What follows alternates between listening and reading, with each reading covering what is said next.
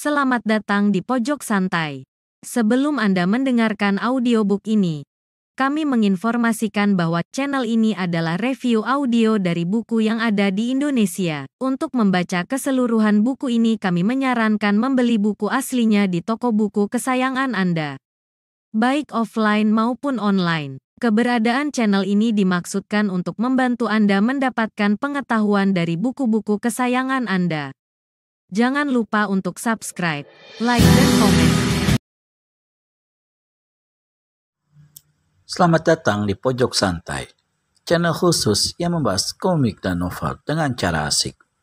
Cadar hitam terkena batunya, maksud hati ingin jumawa, namun pada akhirnya dibuat tak berkutik oleh Wiro Sableng alias pendekar kapak maut Naga Geni 212.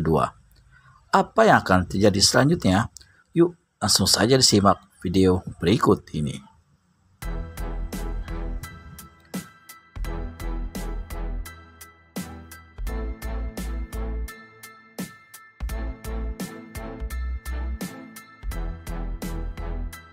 Sesaat kemudian, menyusul gemuruh robohnya rumah makan itu. Sebelum sebuah balok besar menimpa kepalanya, pendekar 212 Wiro Sableng cepat melompat keluar dari rumah makan itu. Dia sampai di luar tepat ketika seluruh bangunan rumah makan roboh dengan dahsyatnya. Puluhan orang di pelabuhan yang melihat kejadian itu sama-sama mengeluarkan seruan dan berlari mendatangi. Sementara Aki Krono, si pemilik rumah makan yang juga sempat menyelamatkan diri, berdiri menyaksikan runtuhnya rumah makan dengan tubuh menggigil dan wajahnya seputih kertas. Wiro memandang berkeliling. Untung para Reani dan si cadar hitam tak kelihatan. Khawatir kalau untung para Rean tertimpa runtuhan rumah makan, Wiro menyelidik dengan cepat. Tapi laki-laki itu tak ditemuinya. Si cadar hitam pun lenyap tak berbekas bersama senjatanya. Akhirnya, perhatian murid Eyang Sinto Gendang ini kembali pada Aki Krono. Wiro menutupi ketololan dirinya sendiri karena telah melepaskan pukulan Dewa Topan menggusur gunung tadi yang menyebabkan ambruknya rumah makan Aki Krono. Sebenarnya, dia bisa mempergunakan ilmu pukulan lain atau jurus tipuan untuk merebut senjata lawan lalu baru memberi hajaran. Tapi karena dipengaruhi rasa penasaran, dia telah melepaskan pukulan dahsyat yang dipelajarinya dari tua gila. Sampai di hadapan Aki Krono, dari balik pakaiannya, Wiro mengeluarkan sebuah kantong kain berisi uang. Diulurkannya tangannya, memberikan kantong uang itu pada pemilik rumah makan seraya berkata, "Ini untuk modal dan membangun rumah makanmu ya." Habis berkata begitu, pemuda ini segera berkelebat meninggalkan tempat itu. Aki Krono berdiri bengong di tempatnya, tapi hatinya terlipur oleh sekantong uang yang kini berada dalam tangannya. Pendekar 212 Wiro Sableng berdiri di puncak pedataran tinggi itu, memandang berkeliling. Menurut penyelidikannya, tunggul gawe-gawe alias iblis tangan panjang yang tengah dikejarnya melarikan diri ke jurusan pedataran itu. Tapi sampai di tempat tersebut, tak satu jejak pun yang ditemuin Wiro. Pengejarannya menemui jalan buntu. Kemana akan diteruskannya pengejaran? Dan sebelum dia berhasil menemui iblis tangan panjang, mungkin laki-laki itu telah lebih dahulu merusak kehormatan Wening Karsi, anak gadis kepala kampung yang diculiknya. Ketika dia memandang ke langit, matahari telah jauh ke barat dan warnanya kemerahan. Dalam waktu yang singkat segera akan tenggelam.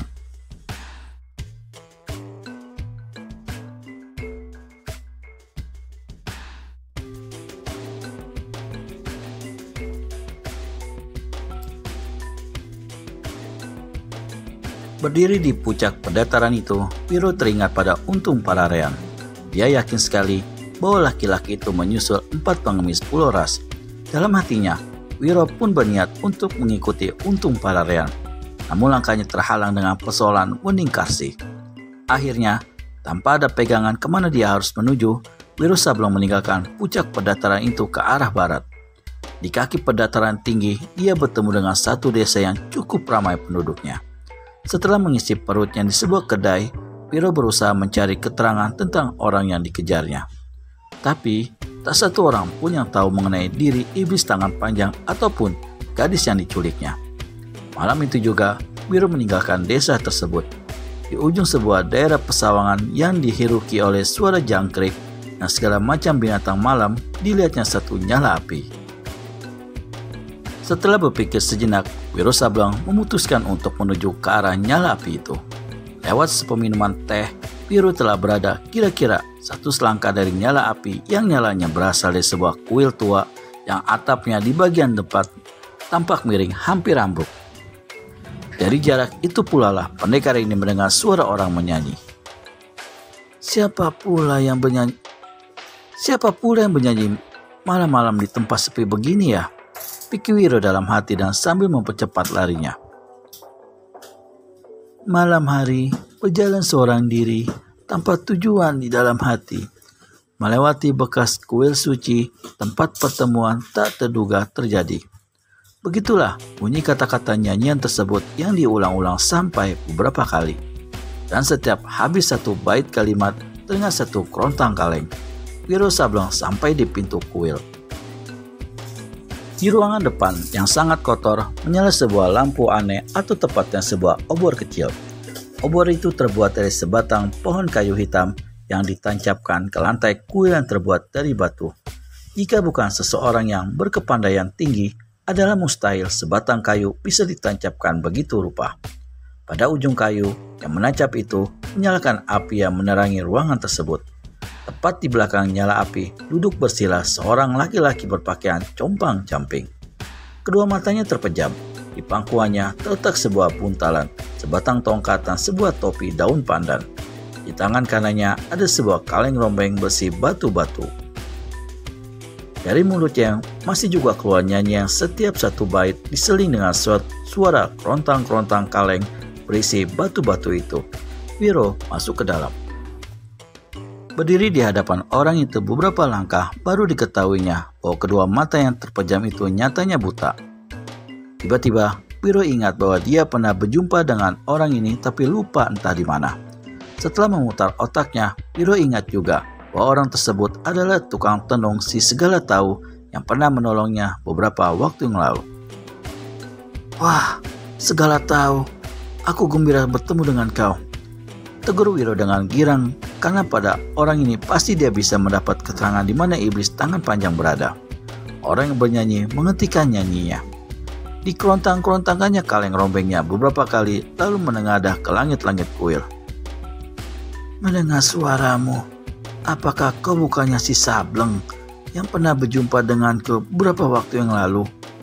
Meski buta, nyatanya dari suara Wiro Sableng si segala tahu masih dapat menduga siapa yang berdiri di hadapannya. Benar sekali. Pertemuan yang tak terduga ini sangat menggembirakanku. Kebetulan aku berada dalam kesulitan. Baru bertemu, sudah bicara tentang segala macam kesulitan. Wiro Sableng garuk-garuk kepalanya dan tersenyum pahit lalu berkata, soalnya aku harus bertindak cepat segala tahu. Kau mencari seseorang pasti. Ya, betul sekali. Namanya Tunggul Gawe-Gawe, bergelar iblis tangan panjang. Dia telah menculik. Sudah, aku sudah maklum. Kau tunggulah sebentar. Si segala tahu mengkerontang-kerontangkan kaleng rombengnya beberapa kali, lalu menepukku dengan mulut terkatup rapat-rapat. Tak lama kemudian, ia pun berkata, Kau agak terlambat, Sableng. Orang yang diculik sudah tak ada lagi di tangan iblis tangan panjang. Hah? Mohon petunjukmu lebih lanjut segala tahu. Kau pergilah ke utara. Jika bertemu sungai yang bercabang dua, kelak kau akan menjumpai iblis tangan panjang di situ. Lalu, di manakah gadis yang diculik itu kini? Apakah dia berada dalam keadaan selamat? Tanya Wiro Sableng. Aku tak bisa memberi keterangan lebih lanjut. Pergi ke utara, cari anak sungai bercabang dua. Habis berkata begitu, si segala tahu kembali menggerak-gerakkan tangan kanannya yang memegang kaleng. Benarkah info yang diberikan si segala tahu? Temukan jawabannya di video selanjutnya hanya di channel Pojok Santai. Segera subscribe dan tekan tombol lonceng untuk mendapat notifikasi video terbaru dari kami. Terima kasih dan sampai bertemu kembali.